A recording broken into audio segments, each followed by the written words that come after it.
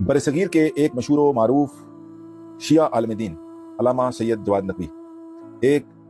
ایسی عہد ساز شخصیت کا نام ہے کہ جو بیک وقت ملٹی ڈائمینشنل شخصیت کے حامل ہیں۔ وہ ایک مذہبی عالم دین بھی ہیں، وہ سیاسی اور سماجی امور کے ماہر کے طور پر بھی جانے جاتے ہیں، اتحاد بین المسلمین کے سب سے بڑے داعی بھی ہیں اور فیلسوف زمان بھی ہیں۔ اور ان سب سے بڑھ کر برصغیر کے اس معاشرے میں عوام کے اندر، بالخصوص مذہبی طبقات کے اندر اور بالاخص شیعہ طبقہ کے اندر فکری اور نظریاتی بنیادوں پر آگاہی، بیداری اور شعور پیدا کرنے والے ایک انقلابی عالم دین بھی ہیں۔ ایسی ہمجیت شخصیت کہ جس نے 15 سال کے قلیل عرصے میں پاکستانی معاشرے میں بالخصوص انقلاب برپا کر کے رکھ دیا۔ یقیناً ہم نے انقلاب کا نام لیا تو بہت سارے لوگوں کو دھچکا لگا ہوگا کہ ایسا کون سا انقلاب علامہ سید جواد نقوی نے برپا کیا، کیونکہ انقلاب کا نام آتے ہی لوگوں کے ذہن میں ایک عوامی بنیادوں پر ایک پولیٹیکل ایکٹیویٹی کا تصور ذہن میں آتا ہے۔ گو کہ بہت سارے ایسے شعار، ایسے نعرے یا ایسے افکار اور نظریات جو انسانیت کی فلاح اور انسانیت کی نجات کے ضامن تھے، ان کو بدنام کرنے کی خاطر ان کو مسخ کر کے عوام کے سامنے پیش کیا گیا، ان کی بگڑی ہوئی شکل عوام کے سامنے پیش کی گئی، تاکہ جب حقیقی فکر اور نظریہ یا حقیقی وہ نعرہ اور شعار عوام کے سامنے پیش کیا جائے تو عوام اس سے دور بھاگے کہ یہ تو وہی ہے جو کچھ عرصہ پہلے ہم نے سنا تھا۔ لہٰذا انقلاب کا نام آتا ہے، یہ ممکن ہے کہ لوگوں کے ذہنوں میں ایک مسخ شدہ تصویر بھی آئے کہ پاکستانی معاشرے کی، جہاں پر آج کچھ عرصے کے بعد کوئی نہ کوئی سیاسی پارٹی آتی ہے اور انقلاب کا نعرہ لگاتی ہے، مگر قطعاً ہماری مراد اس قسم کا مسخ شدہ انقلاب نہیں ہے، بلکہ ہماری مراد فکری اور نظریے کی بنیاد پر لوگوں کے اندر، لوگوں کے قلوب کو منقلب کر کے انقلاب ایجاد کرنا ہے۔ اور یاد رکھیں، انقلاب سوسائٹی کے اوپر اجتماعی طور پر حکومت کی صورت میں عوامی انوالومنٹ کے ساتھ ایک حکومت کا تختہ الٹ کے اس کی جگہ ایک نئی حکومت قائم کر کے انقلاب لانا، یہ ایک آخری منزل ہوتی ہے، جبکہ کسی بھی انقلاب کی بنیاد فکری اور نظریاتی انقلاب ہوتا ہے۔ اور اس بات کو پاکستان کے اندر مذہبی طبقات، بالخصوص جیسے کہ ہم نے کہا علامہ سید جواد نقوی اتحاد بین المسلمین کے سب سے بڑے داعی ہیں، جس شخصیت نے عملی میدان میں اپنے عمل سے، اپنی راہ و روش سے تمام مکاتب فکر کے عوام اور علماء کو اللہ کے دین پر اکٹھا ہونے کی دعوت دی، اور لوگوں نے بڑھ چڑھ کر ان کی اس دعوت کو قبول کرتے ہوئے، ان کے اس خلوص کو قبول کرتے ہوئے، ان کی اس آواز پر لبیک کہتے ہوئے، اس پاکستان کے اندر اس فرقہ وارانہ، اس فرقہ پرستی کے ماحول کے اندر اس کا کلا کما کرتے ہوئے اپنا قدم اس خالص الہی منشور کی طرف بڑھایا، اور جس کی جیتی جاگتی مثال پچھلے 15 سالوں میں برصغیر کے سب سے بڑے تعلیمی ادارے جس کی بنیاد علامہ سید جواد نقوی صاحب نے رکھی، اس میں تمام مکاتب فکر کے علماء کا اکٹھا ہونا، اکٹھے ہو کر علامہ سید جواد نقوی صاحب کے اس اتحاد بین المسلمین کے منشور کی نہ صرف حمایت کرنا، بلکہ ڈنکے کی چوٹ پر وہاں آ کر اس بات کا اظہار کرنا کہ مکتب تشیع کا جو چہرہ ہم نے عروۃ الوثقیٰ میں آ کے دیکھا ہے، اس سے پہلے ہمارے ذہنوں میں جو مسخ شدہ مکتب تشیع کا چہرہ تھا، اس عروۃ الوثقیٰ میں آ کر وہ سب وائپ آؤٹ ہو گیا، اور اس کا کریڈٹ علامہ سید جواد نقوی صاحب کو جاتا ہے۔ وہ سب علماء اس انقلاب کی تائید کرتے ہیں کہ علامہ سید جواد نقوی صاحب نے اس معاشرے کے اندر فکری اور نظریاتی بنیادوں پر ایک انقلاب برپا کیا، اور یہ ایک بہت بڑا کارنامہ ہے علامہ سید جواد نقوی صاحب کا۔ کوئی اس کو تسلیم کرے یا نہ کرے، لیکن باشعور عوام اور علماء تمام مکاتب فکر کے اس بات کو دل و جان سے تسلیم کرتے ہیں، اور اس سے بھی ایک بڑا کارنامہ ہے علامہ سید جواد نقوی صاحب کا، شاید بہت سارے لوگوں کو ناگوار گزرے، لیکن کیونکہ وہ ایک ایسا کڑوا سچ ہے، ایک ایسی کڑوی حقیقت ہے، اور ایک ایسی تلخ حقیقت ہے کہ جس نے اس معاشرے کے اندر حقیقی معنوں میں انقلاب برپا کیا۔ اور وہ کیا تھا؟ پاکستانی معاشرے کے عوام کو، بالخصوص مذہبی طبقات کو، اور بالاخص مکتب تشیع کے طبقے سے تعلق رکھنے والے مذہبی افکار اور نظریات کے عمل عوام کو لبرلزم اور سیکولرزم کی گود سے اٹھا کر اللہ کے دین کی آغوش میں لا کر بٹھانا، یہ سب سے بڑا کارنامہ ہے ان کا۔ اس کو ہم ایلیبوریٹ کرتے ہیں تھوڑا سا۔ برصغیر کے اس معاشرے کے اندر ہر مکتب فکر کے فالوورز، پیروکار، اور ہر مکتب فکر کے جو حاملین ہیں، وہ روایتی طور پر اور رسمی طور پر اپنے مکتب فکر سے اٹیچ ہیں۔ آپ معاشرے کے اندر تجزیہ و تحلیل کر کے، انٹرویو کر کے، لوگوں سے بات چیت کر کے، ڈائلاگ کر کے آپ دیکھ سکتے ہیں۔ کسی سے پوچھیں آپ کیوں شیعہ ہیں، اس کا باپ شیعہ تھا، اس کی ماں شیعہ تھی، اس کے باوجات شیعہ تھے، آپ کیوں سنی، آپ کیوں بابی ہیں، آپ کیوں دیوبندی؟ اور اگر کچھ لوگوں کو پتہ ہے تو ان سے پوچھیں اپنے افکار و نظریات کے بارے میں ہمیں بتائیں، فرقہ وارانہ بنیادوں پر آپ کو وہ اپنے فرقے کے بارے میں بتائیں گے، اپنے مکتب کے بارے میں۔ مکتب کسی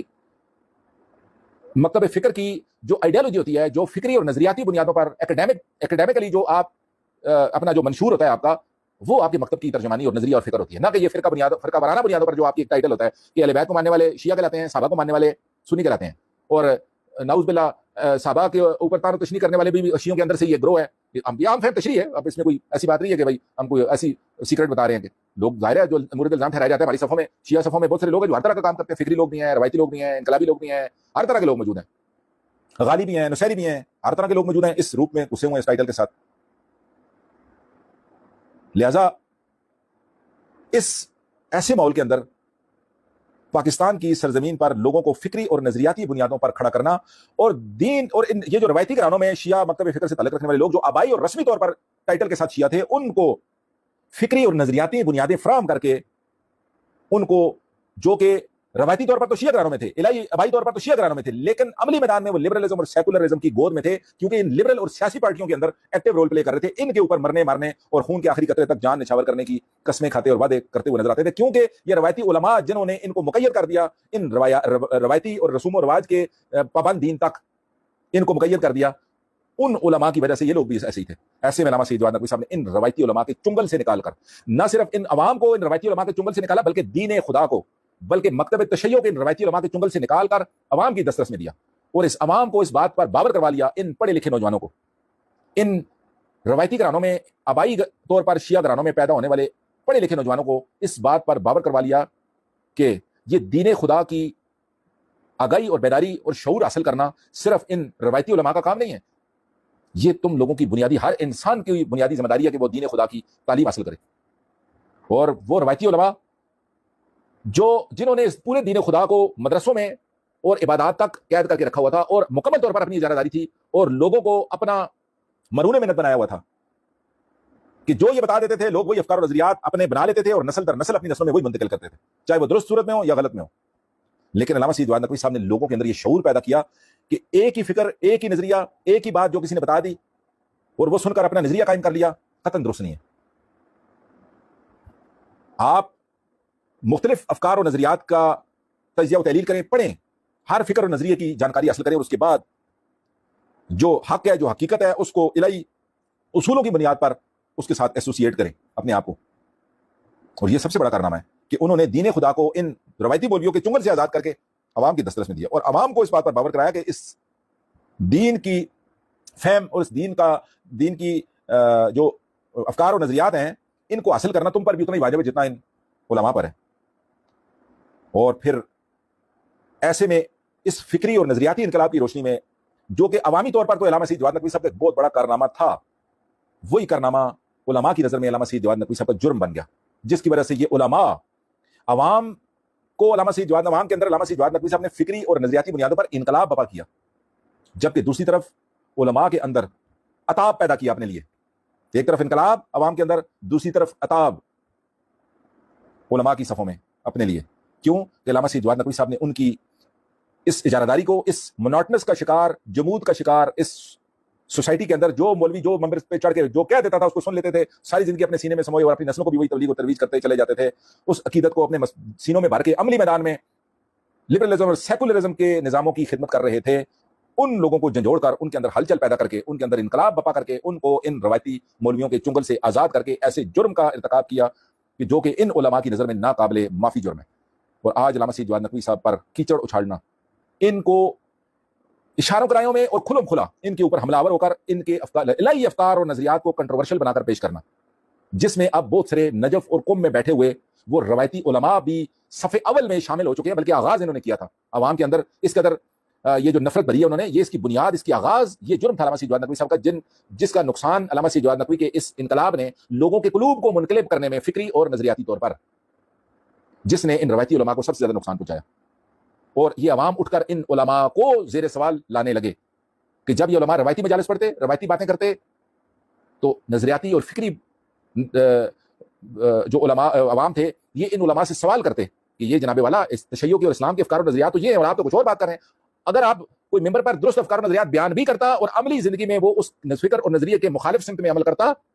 वही नजरियाती और फिक्री अवाम उठकर उसको पूछती, बाज़ करती है कि आगा साहब बताइए जनाब, आपकी फिक्र और नजरिया तो मेंबर पर चढ़कर आप ये कहते हैं कि मकतब तशय्यो एक इनकलाबी मकतब फिक्र है कि जिसके अंदर फासिक, फाजर, लिबरल और सेकुलर की حکمرانی کو قبول کرنا فعل حرام ہے. آغا صاحب آپ تو ممبر پر یہ بیان کرتے ہیں, اور اس کی مثال میں آپ بتاتے ہیں کہ امام حسین علیہ السلام نے یزید کو اسی لیے قبول نہیں کیا جبکہ یزید نے امام حسین علیہ السلام کو شہید بعد میں کیا, اس جرم میں شہید کیا کہ امام حسین یزید کو ایک لبرل, سیکولر, فاسق اور فاجر حکمران کے طور پر کسی صورت قبول کرنے کو تیار نہ ہوئے. یزید نے ہر کوشش کی کہ امام مان جائیں لیکن امام نہ مانے اور بالآخر شہید کیا اس جرم میں. امام نے یزید کی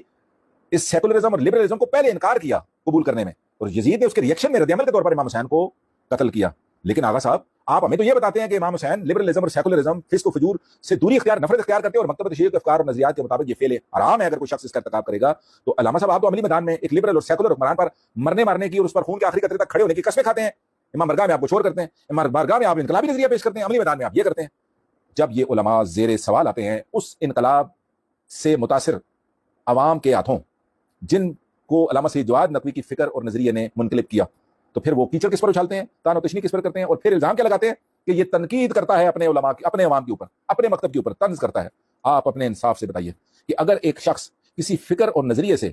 اکیڈیمکلی انسپائر نہ ہو, امپریس نہ ہو, سب کچھ جانے کے باوجود, جیسا کہ 18-20 سال یہ آغا صاحب خود ایک عالم دین خود قم اور نجف میں علم حاصل کرنے کے بعد, تعلیم حاصل کرنے کے بعد, علوم اہل بیت حاصل کرنے کے بعد ممبر پر آج بھی بیٹھ کر یہ کہے کہ لبرلزم اور سیکولرزم کی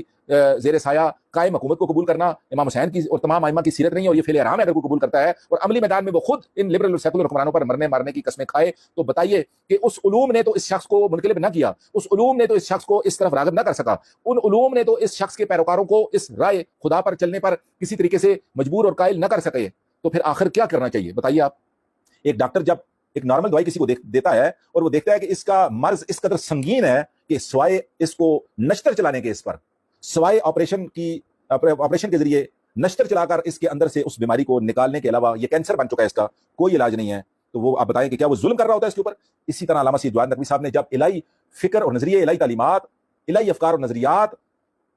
پڑھنے والے علماء پڑھنے کے باوجود اگر اس راستے پر ان افکار اور نظریات پر نہیں چلتے اور ان کا مرض کینسر بن چکا ہے, اور یہ پھر بھی لبرلزم اور سیکولرزم ممبروں پر اس کی مخالفت کرنے کے باوجود عملی میدان میں انہی لوگوں پر مرنے مارنے کی قسمیں کھائیں اپنے ذاتی مفادات کی خاطر, جبکہ عوام کو یہ دھوکہ دیں کہ ہم خالصتاً آپ کے حقوق کی خاطر یہ سب کچھ کر رہے ہیں, اور بند گلی میں جا کر یہ حرام کا عمل انجام دینا آپ کے حقوق کی خاطر یہ جائز ہے. جبکہ عوام اب سوال کرتی ہے کہ بتائیں علامہ صاحب وہ حقوق کہاں ہیں, ہماری لاشیں تو آج بھی گر رہی ہیں, ہمارا معاشرہ تو آج بھی ہے, ہمیں تو بسوں سے اتار کر آج بھی مارا جاتا ہے, ہمیں تو آج بھی حسین کے لیے مجلس بپا کر کے حسین پر رونے اور ماتمداری کرنے کے لیے طاغوت کے دربار میں ایک چھوٹے سے 17ویں گریڈ کے افسر کے سامنے جا کر گڑ گڑانا پڑتا ہے. تو علامہ صاحب کہاں ہے ہمارے حقوق؟ آپ نے ہمیں حقوق کا خواب دکھا کر اپنے لیے مفاد حاصل کر لیا, شہرت حاصل کر لی, اقتدار کے راداریوں تک جا پہنچے, اور ہمیں کیا ملا؟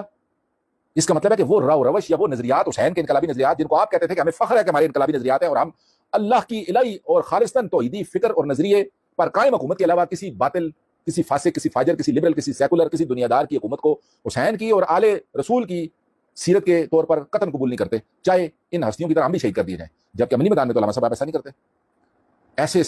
انقلابی عوام کی طرف سے سوال اٹھائے جانے کے بعد یہ آغا صاحب پھر 1 گھنٹے کی مجلس پر کر علامہ سید جواد نقوی کو شیعت سے خارج قرار دیتے ہیں, ان پر لعن طعن کرتے ہیں, اور ایسی مسخ شدہ شیعت کی ویک فوٹنگ پر ایسی باتیں کر کے ان کو کنٹروورشل کرنے کی کوشش کرتے ہیں. مگر مکروا ومکر اللہ واللہ خیر الماکرین. قم اور نجف میں بیٹھے ہوئے بڑے بڑے علماء تاکہ مراجع